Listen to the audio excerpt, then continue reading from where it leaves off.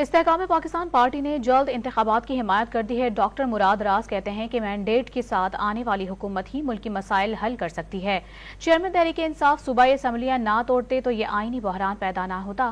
انہوں نے مزید کیا کہا ہے، جانیں گے۔ ڈاکٹر مراد راز کے ہمراہ موجود ہیں ڈان نیوز کے نمائندے میاں شعیب سے۔ شعیب بتائے گا انتخابات سے متعلق ان کا مزید کیا کہنا ہے؟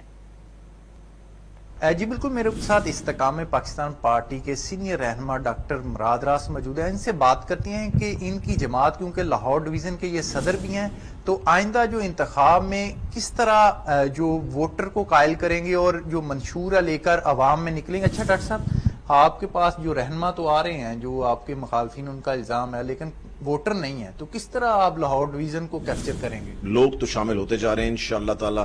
آپ کو پتا ہے کہ یہ کام میں نے پہلے بھی کیا ہوا ہے، تھوڑا سا ٹائم اس میں لگتا ہے، مگر یہ ہے کہ میرے خیال سے ایک دفعہ ایکسپیرینس آپ کا ہو جائے تو پھر ذرا آسانی تھوڑی ہو جاتی ہے۔ اچھا ڈاکٹر صاحب، یہ بتا دیں کہ آپ کی جماعت جو IPP ہے، اس کو انتخاب کب کہتے ہیں آپ ہونے چاہیے؟ کیونکہ جو پیپلز پارٹی اس کا مطالبہ 90s ڈے میں، دیگر جماعتیں بھی یہی، نون لیگ کہہ رہی ہے کہ الیکشن تاخیر سے ہونے چاہیے، الیکشن کمیشن بھی کہہ رہا ہے ہمیں حلقہ بندیوں کے لیے وقت چاہیے۔